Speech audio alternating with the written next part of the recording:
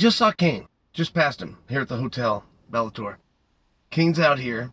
He's going to be in the corner, the main event. He's going to join Coach Javier Mendez, working with Usman or Magomedov. And it just felt good. I didn't even talk to him. I didn't even tell, he was busy. You know, we were 30 yards away. But I saw him. And I just felt like you guys would want to know that. You know, that there is a courage. I have not seen anybody in this community blink. And that includes Scott Coker. That includes Showtime. That includes the California State Athletic Commission that is going to license him. Coker's going to place him on television. I mean, it's one of these things, and he shouldn't be. He shouldn't have his head down and be ashamed. I mean, I'm just sharing with you. Like, that's a legend. That's a good man. That's how we all look at him as. But sometimes you get people to come out publicly and act as though they show you a support. This is proof. It's not as though somebody didn't say to Scott Coker, that's not a good idea. For sure they did. Scott said, yeah, it's a great idea. That's the guy. It's a main event. He chooses his corner. He chose this guy. The end. And I just share it with you because there's such a incredible reputation around Cain. He was coming out of college, and Team Quest had not broken up yet. Team Quest was still one of the top gyms in the country. And Matt Lindland was at a point where he was recruiting guys. It was to the point in MMA where everybody that had a top gym had to start recruiting guys. But Cain was one of these guys. And Matt was telling me about him. And I followed college wrestling. I had been in the Pac-10 myself. I was one weight class underneath Cain.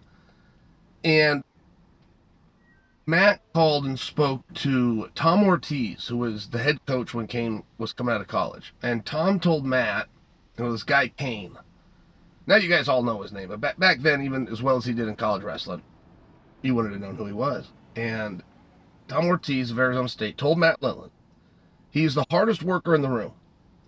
So Matt corrected Tom and said, you mean he's the hardest working heavyweight in the room?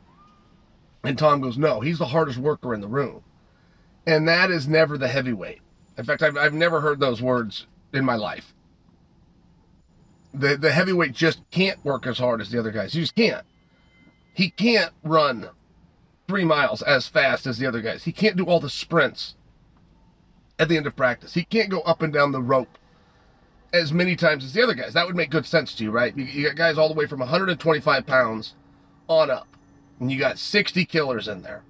The biggest guy that has to carry the most weight around is not going to be the hardest worker. It can't happen. Well, it did, and it was him. And there's a story that goes around. Phil Baroni was the first to tell me this, but I heard it from a couple of other guys. And while I'm sure there could be some exaggeration here, the way the story goes, nobody has ever said we are exaggerating. They've said this is a literal story, which is the first day Cain walked into AKA. Coach Javier Mendez was working with a student. So Cain goes up to him, trying to introduce himself and trying to get some attention.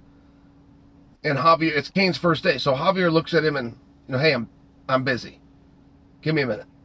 So Cain gives him a minute, comes back up. And he does this 2 or 3 times to the point that Javier's like, man, I got to go stash this guy. Whoever this guy is that's annoying me, I've got to get him busy. So Javier tells Cain, go kick, see that bag over there? Go kick it 1,000 times. Then come back and see me. So Cain went and kicked it 1,000 times.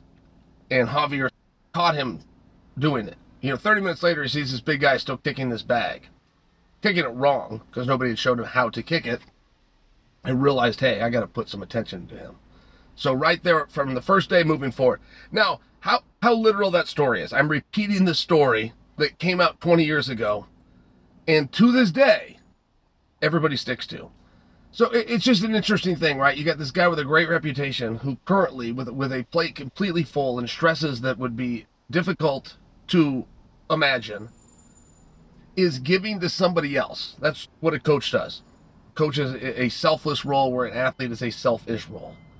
And it was good to see him. That's a good man.